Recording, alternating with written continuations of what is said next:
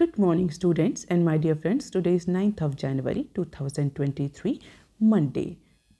Before starting the discussion, if you want lecture PDF, you can join me on Telegram channel और इसी Telegram channel का एक discussion group भी है जो कि आप ज्वाइन कर सकते हैं मुझसे डायरेक्टली कम्युनिकेट करने के लिए। और इस टेलीग्राम चैनल पर आपको बिजनेस स्टैंडर्ड, मिंट और इकोनॉमिक टाइम्स की न्यूज़ हेडलाइंस की एक सेपरेट PDF भी मिल जाती है। इसके अलावा आप मुझे ट्विटर, रिसर्चगेट, फेसबुक और इंस्टाग्राम पर भी ज्वाइन कर सकते हैं।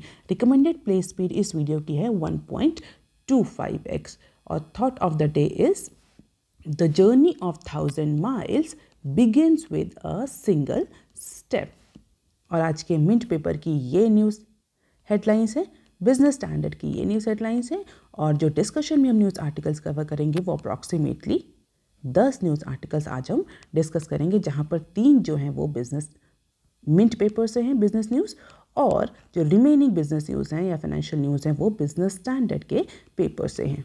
तो स्टार्ट करते हैं आज का पहला आर्टिकल जो कि मिंट के पेज नंबर 1 पर दिया हुआ है। Government coffers swell on boost from import duty receipt. इस साल के इनिशियल अगर हम मंथ्स में देखें तो गवर्नमेंट का जो कस्टम ड्यूटी कलेक्शन था वो डिक्लाइन ट्रेंड में था, बट नवंबर के बाद से यानी हम बोले लास्ट 3 मंथ से because of the increase in import government here means central governments custom duty receipts in 3 months हैज़ इंक्रीज। तो जो रिवर्स द ट्रेंड साल के इनिशियल मंथ में जो डिक्लाइनिंग ट्रेंड था वो अब रिवर्स हो गया है because of the increase in import जो है बहुत ज़्यादा या बोल सकते हैं सिग्निफिकेंटली इंक्रीज कर रहा है, जिसकी वजह से जो कस्टम ड्यूटी रिसीट्स हैं, जो इम्पोर्ट ड्यूटी रिसीट्स हैं गवर्नमेंट की, वो इंक्रीज़ हो रही हैं। और अगर हम सेंट्रल गवर्नमेंट का टोटल टैक्स रिवेन्यू कलेक्शन देखें तो इस समय जो केवल एक्साइज ड्यूटी है उसमें कॉन्ट्रैक्शन देखने को मिल रहा है in comparison to the last year. यानी जो प्रीवियस ईयर जो एक्साइज ड्यूटी कलेक्शन हुआ था वो इस साल के एक्साइज ड्यूटी कलेक्शन से ज़्यादा था। इट मीन्स इस साल कॉन्ट्रैक्शन है एक्साइज ड्यूटी कलेक्शन में। ओवरऑल जो सेंट्रल गवर्नमेंट का हम टैक्स रिवेन्यू कलेक्शन देखें तो हमारा कस्टम ड्यूटी, इम्पोर्ट ड्यूटी, इसके अलावा जो अदर टैक्स रिवेन्यू रिसीट्स हैं उनमें इंक्रीज देखने को मिल रहा है। और एक्सपर्ट्स का मानना है कि this dramatic recovery in custom duty is actually giving a relief to the policy makers. क्यों? क्योंकि जो पॉलिसी मेकर्स बजट और सब्सिडी के बीच में जो बैलेंस इस्टेब्लिश करने की कोशिश कर रहे थे, जिस तरह से कस्टम ड्यूटी रिसीट्स इंक्रीज हो तो डेफिनेटली गवर्नमेंट के पास थोड़ा ज़्यादा पैसा होगा in order to provide the subsidy outgo. तो अगर डेटा देखें कस्टम ड्यूटी कलेक्शन का तो इनिशियल जो फर्स्ट हाफ जो बोल सकते हैं, यानी ये जो इस साल के जो फर्स्ट हाफ था उसमें अप्रॉक्सीमेटली 86,200 करोड़ का कस्टम ड्यूटी कलेक्शन हुआ था, जो कि पिछले साल सेम पीरियड, अगर पिछले साल के सेम पीरियड से कंपेयर करें तो उसमें 7% कम था। जैसा कि अभी हमने डिस्कस भी किया कि इस साल के इनिशियल मंथ में कुछ डिक्लाइनिंग ट्रेंड देखने को मिला था कस्टम ड्यूटी कलेक्शन में, लेकिन पिछले कुछ 2 से 3 महीनों में ये इंक्रीज होना शुरू हुआ था। अगर इंक्रीज को देखें तो कस्टम ड्यूटी जो कलेक्शन है वो सितंबर के मंथ से स्टार्ट होना इंक्रीज हो चुका था, और पिछले लास्ट 3 महीनों में जो डिक्लाइनिंग ट्रेंड था H1 ऑफ फाइनेंशियल ईयर 23 उसमें अब हमें रिवर्स देखने को मिल रहा है। At the end of November month the custom duty receipts has increased up to 1.41 trillion, जो कि पिछले साल के सेम पीरियड से 12% ज़्यादा है as per the recently publish data by CGA stands for controller general of accounts. और अगर इंपोर्ट को देखें, ओवरऑल ये तो बात हुई कस्टम ड्यूटी की, तो कस्टम ड्यूटी अगर इंक्रीज कर रहा है, कस्टम ड्यूटी कलेक्शन अगर इंक्रीज हो तो डेफिनेटली इंपोर्ट भी इंक्रीज कर रहा होगा। तो इंपोर्ट में 30% इंक्रीज देखने को मिल रहा है from April to November period in comparison to the last year. तो 30% इंक्रीज देखने को मिला है इंपोर्ट में और अप्रॉक्सीमेटली 12% इंक्रीज देखने को मिला कस्टम ड्यूटी कलेक्शन में सिंस लास्ट 3 months। अब देख लेते हैं article number 2 that is given on page number 2 of mint paper. Government में reject textile duty to raise import competitiveness. जिस तरह से इंडिया का जो टेक्सटाइल सेक्टर है वो इम्पैक्ट कर रहा है because of the emergence of other emerging markets dominance in international textile market, उसकी वजह से इंडिया का टेक्सटाइल मार्केट बहुत ज़्यादा इम्पैक्ट होता है। हम बात करें बांग्लादेश जो है वो इंडिया को स्ट्रॉन्ग कंपटीशन दे रहा है इन terms of international business in textile sector. तो इसीलिए गवर्नमेंट अपने टेक्सटाइल सेक्टर को दोबारा से बूस्ट करना चाहती है, उसकी एक्सपोर्ट कॉम्पिटिटिवनेस को इंक्रीज करना चाहती है, और इसीलिए गवर्नमेंट जो है वो कई सारे एडजस्टमेंट कर रही है ड्यूटी स्ट्रक्चर में। जो Indian apparel and textile sector है उसके ड्यूटी स्ट्रक्चर में, उसकी सब्सिडी में बहुत सारे चेंजेस गवर्नमेंट करने जा रही है, और ऐसा कहा जा रहा है अप्रॉक्सीमेटली $200 बिलियन की जो इंडियन अपैरल टेक्सटाइल सेक्टर है उसके लिए बिग अनाउंसमेंट आ सकते हैं इनटू अपकमिंग बजट। और जिस तरीके से कैश स्ट्रैप वेस्टर्न मार्केट इस समय चल रही हैं, तो डेफिनेटली इंडिया की कॉम्पिटिटिवनेस, स्पेशली टेक्सटाइल सेक्टर की कॉम्पिटिटिवनेस को इम्प्रूव करने के लिए ये जो नए एडजस्टमेंट हैं, नई स्कीम्स हैं, नई इंसेंटिव्स हैं, that may prove very helpful for textile manufacturers. क्योंकि बहुत टाइम से जो टेक्सटाइल मैन्युफैक्चरर्स थे वो गवर्नमेंट से कंप्लेन कर रहे थे कि उनको अपने प्रोडक्शन में कट करना पड़ रहा है, वो प्रोड्यूस नहीं कर पा रहे। किस लिए प्रोड्यूस नहीं कर पा रहे? क्योंकि इस समय कॉटन के जो प्राइसेस हैं वो बहुत ज़्यादा हैं because of the international scenario. और इसी के साथ ये भी एंटिसिपेट किया जा रहा है कि जो एक्सपोर्ट है cotton yarn that is a very important raw material in textile and apparel industry. तो जो एक्सपोर्ट है कॉटन यान का वो डिक्लाइन करेगा अप्रॉक्सीमेटली 28 से 30% का इन फाइनेंशियल ईयर 23। क्यों डिक्लाइन करेगा? Because of the weakening global demand. तो जिस तरीके से ग्लोबल डिमांड वीक कर रही है, तो जो कॉटन यान का एक्सपोर्ट है वो भी डिक्लाइन करेगा। इसके अलावा जो ओवरऑल अपैरल और टेक्सटाइल सेक्टर है उसका भी एक्सपोर्ट डिक्लाइन कर सकता है, और इसी वजह से गवर्नमेंट जो है ड्यूटी स्ट्रक्चर में चेंज प्रपोज कर रही है in upcoming budget.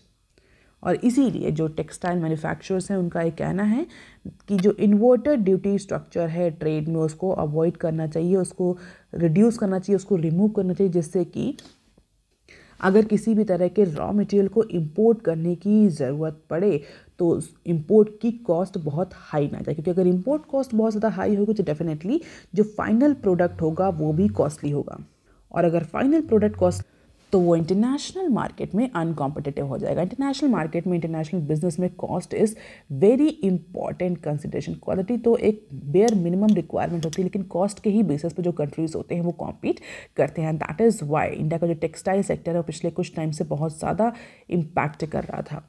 So manufacturers से वो डिमांड कर रहे थे कई सारे ड्यूटी स्ट्रक्चर में रिवीजन की, तो फाइनली गवर्नमेंट जो है वो एग्री हो गई है इस ड्यूटी स्ट्रक्चर में चेंज के लिए। इसके अलावा जो कॉटन प्रोडक्शन है इस साल का वो भी एंटिसिपेट किया जा रहा है कि हायर अगर प्रोडक्शन होता है तो डेफिनेटली जो कॉटन के प्राइसेस हैं वो थोड़ा सा ईज आउट होंगे। तो कॉटन के प्राइसेस की वजह से, जो रॉ मटेरियल के प्राइसेस की इंक्रीज़ की वजह से जो टेक्सटाइल सेक्टर है उसमें कॉस्ट बहुत ज़्यादा आ रही है। So these are the subdued demands कि मिसमैच है डिमांड सप्लाई में, जीएसटी स्ट्रक्चर में भी कुछ टैक्स एनॉमलीज हैं, export of cotton yarn is expected to registered और the growth of approximately 28 to 30%। तो these are the key points of this article.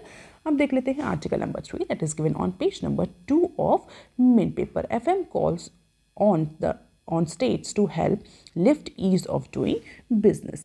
Sunday को जो हमारी फाइनेंस मिनिस्टर हैं वो कोटा के स्टूडेंट से इंटरैक्ट कर रहे थे, और उस इंटरैक्शन में उन्होंने बोला कि जो ईज़ ऑफ डूइंग बिजनेस की रिस्पॉन्सिबिलिटी है वो केवल और केवल सेंट्रल गवर्नमेंट में के ऊपर नहीं है। जो स्टेट्स गवर्नमेंट है, डिफरेंट स्टेट्स और जो म्यूनिसिपल कॉरपोरेशंस हैं उनके ऊपर भी ये जिम्मेदारी है कि वो ओवरऑल अपने स्टेट की, अपने एरिया की, अपनी टेरिटरी की ease of doing business competitiveness improve करें, ease of doing business conditions improve करें। तो हमारी जो फाइनेंस मिनिस्टर उनका कहना है कि सेंट्रल गवर्नमेंट जो है वो केवल रूल ला सकती है, रेगुलेशंस ला सकती है, कई सारे जो हर्डल्स हैं उनको रिमूव किया जा सकता है, पॉलिसी फॉर्मुलेट कर सकती है, बट जो एक्चुअल में इम्प्लीमेंटेशन का काम है वो तो यूटीज़ को और स्टेट गवर्नमेंट को ही करना होता है।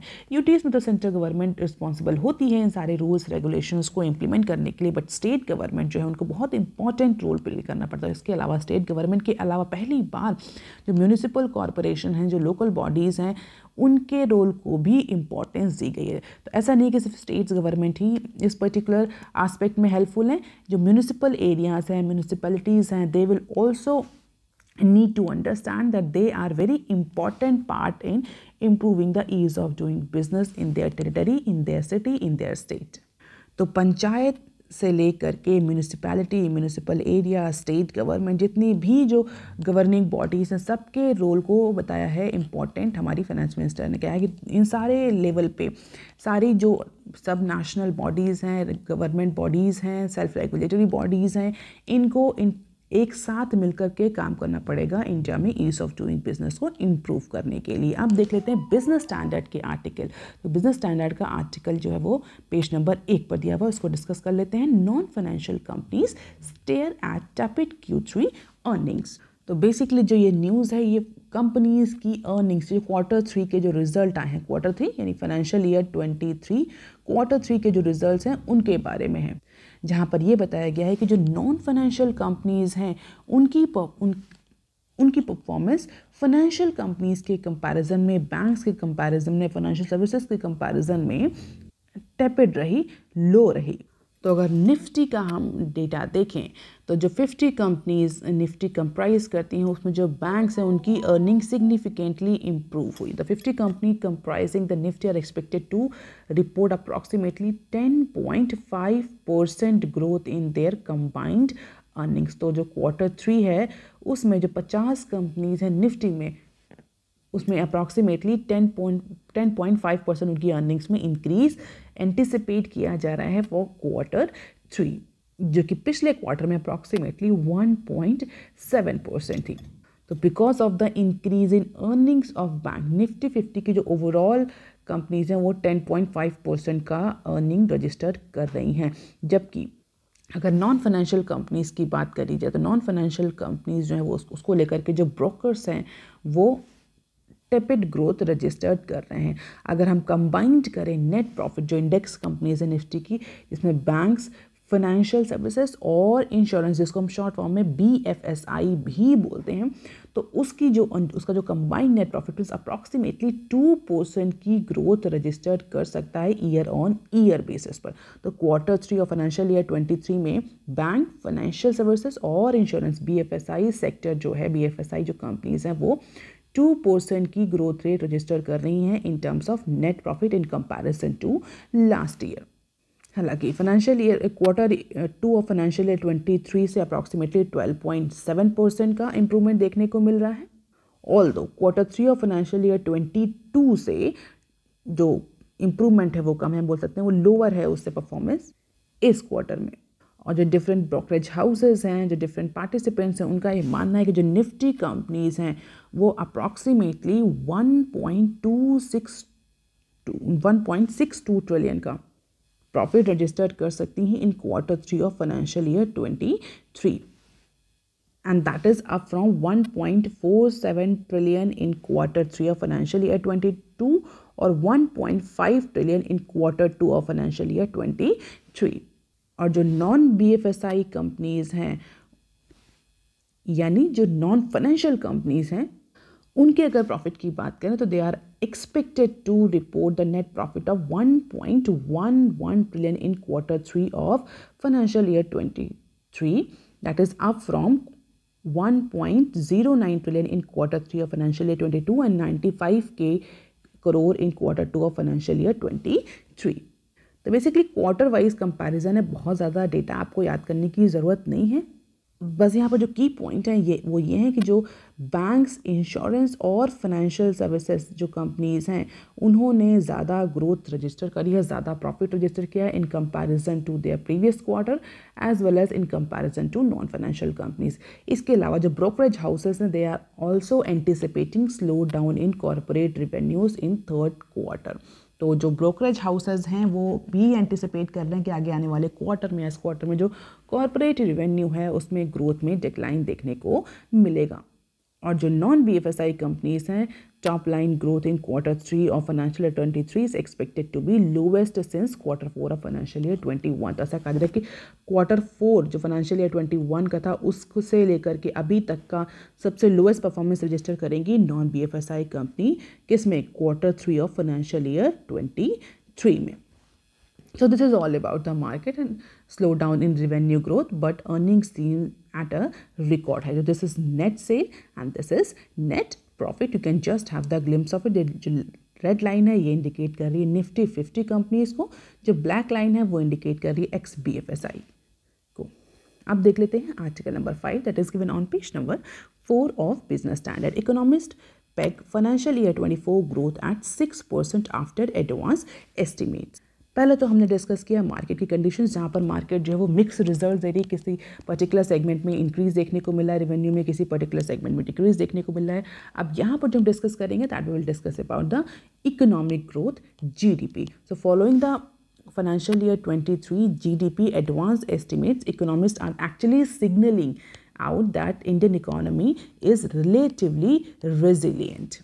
तब चूंकि फाइनेंशियल ईयर 23 वाइंड अप होने वाला है तो उसको लेकर के कई सारे इकोनॉमिस्ट ऑर्गेनाइजेशन अपना अपना फोरकास्ट दे रहे हैं, अपना अपना एंटिसिपेशन दे रहे हैं कि फाइनेंशियल ईयर 23 में कितनी ओवरऑल GDP रहेगी as comparison to the targeted GDP।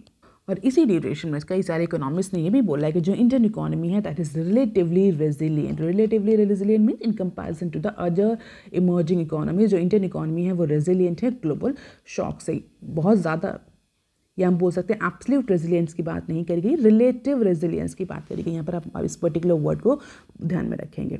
लेकिन इसका मतलब ये नहीं है कि इंडियन इकोनॉमी पर अगर रेजिलियंट है तो इंडियन इकोनॉमी पर जो ग्लोबल रिसेशन है उसका इम्पैक्ट ना पड़े। इकोनॉमिस्ट ने भी वार्न किया है कि आगे आने वाले क्वार्टर्स में because of the global recessionary situations जो इंडियन इकोनॉमी है उसकी GDP ग्रोथ जो है वो इम्पैक्ट करेगी। तो approximately 6% GDP growth rate anticipate करी है इकोनॉमिस्ट ने फॉर फाइनेंशियल ईयर 24। और ये जो पैसिमिस्टिक ऑप्टिमिज्म ये हम बोल सकते हैं फोरकास्ट करी, पैसिमिस्टिक जो फोरकास्ट करी इकोनॉमिस्ट ने उसका सीधा सीधा रीज़न ये है कि क्योंकि ग्लोबल जो इकोनॉमीज़ हैं स्पेशली जो डेवलप इकोनॉमीज़ हैं उसमें रिसेशन की कंडीशन रहेगी जिसकी वजह से इंडियन इकोनॉमी भी बहुत ज़्यादा इम्पैक्ट करेगी।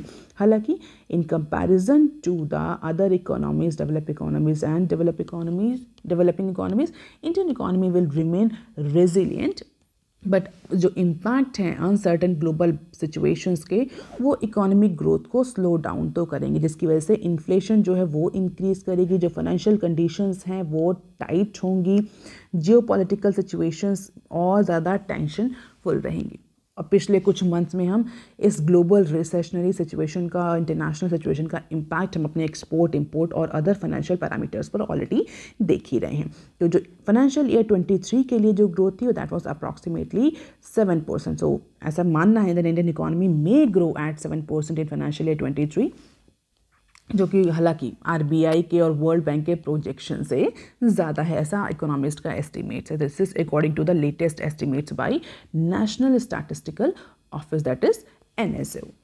तो NSO के एस्टिमेट्स के अकॉर्डिंग फाइनेंशियल ईयर 23 में जो इंडियन इकोनॉमी है उसकी जो GDP ग्रोथ है वो अप्रॉक्सीमेटली 7% रहेगी। And that NSO assume that there is a lower impact of intensifying global headwinds on Indian economy।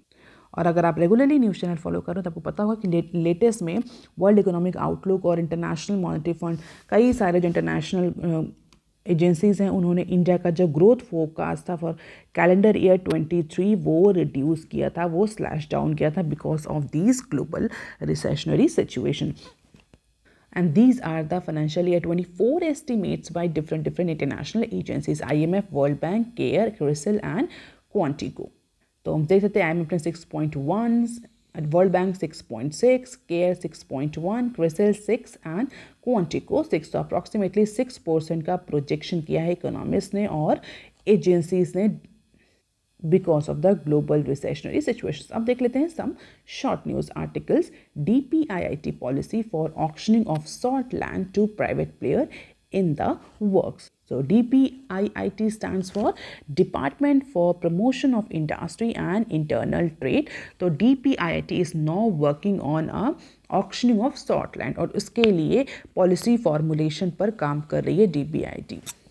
और इस पर्टिकुलर पॉलिसी इनिशिएटिव के थ्रू जो सॉल्ट लैंड हैं उनको प्राइवेट प्लेयर को ऑक्शन किया जाएगा।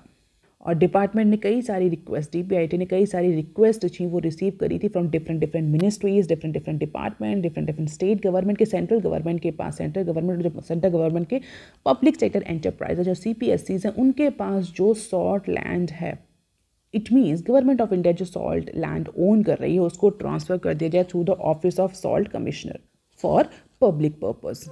और जो पीपल अवेयर हैं इस मैटर में, उनका ये कहना है कि जो DPIIT है वो फाइनल स्टेज में है इस ड्राफ्ट पॉलिसी फॉर्मुलेशन के, और इसके लिए एक ड्रोन सर्वे भी कराया है DPIIT ने, जहाँ पर ये देखने के लिए कि कितनी लैंड गवर्नमेंट के पास है, कितना एरिया है, कितना उसमें सॉल्ट की अवेलेबिलिटी है और किस तरीके से उनकी प्राइसिंग करी जा सकती है। तो फाइनली जो सॉल्ट लैंड है उनको अब प्राइवेट प्लेयर को हैंड ओवर कर दिया जाएगा। आप देख लेते हैं next clip. Lenders may hold another round of auctions for RCAP। तो जो टोरंट और हिंदुजा के बीच में जो टसल चल रहा था RCAP को एक्वायर करने के लिए, उसकी वजह से ऐसा एंटिसिपेट किया जा रहा है, ऐसा कहा जा रहा है जो कमेटी ऑफ क्रेडिटर्स हैं COC है रिलायंस कैपिटल की, वो सेकेंड राउंड ऑफ ऑक्शन पर जा सकती है। क्योंकि अगर आप थोड़ा सा मैटर से अवेयर है तो आपको पता होगा कि जब ये ऑक्शन हो रहा था RCAP का, तो जो टोरेंट थी उसने सबसे हाईएस्ट बिड करी थी, अप्रॉक्सीमेटली 8,640 करोड़ की बिडिंग करी थी ना। Torrent was the highest bidder, made an all cash deal और अपफ्रंट ऑफर टू RCAP। लेकिन इसके बाद जब ये ऑक्शन ओवर हो गया, इसके बाद हिंदुजा ने अप्रॉक्सीमेटली 9,000 करोड़ का ऑफर दे दिया था RCAP को, और इसके बाद से लेकर के ये दोनों ही ग्रुप जो हैं वो नेशनल कंपनी लॉ ट्रिब्यूनल गए थे। बेसिकली टोरेंट जो था वो ज़्यादा कीन था इस पर्टिकुलर NCLT में, for what, for staying the offer of Hinduja. और इसी सब टसल को रोकने के लिए ऐसा कहा जा रहा है कि जो कमेटी ऑफ क्रेडिटर्स है वो probably second round of auction पर जा सकती है, और इसके लिए जो मीट है वो आज होगी और उस पर्टिकुलर प्रपोजल पर वोटिंग भी करी जाएगी। अब देख लेते हैं next clip. Remittance cost may be reduce to 3% by 2027।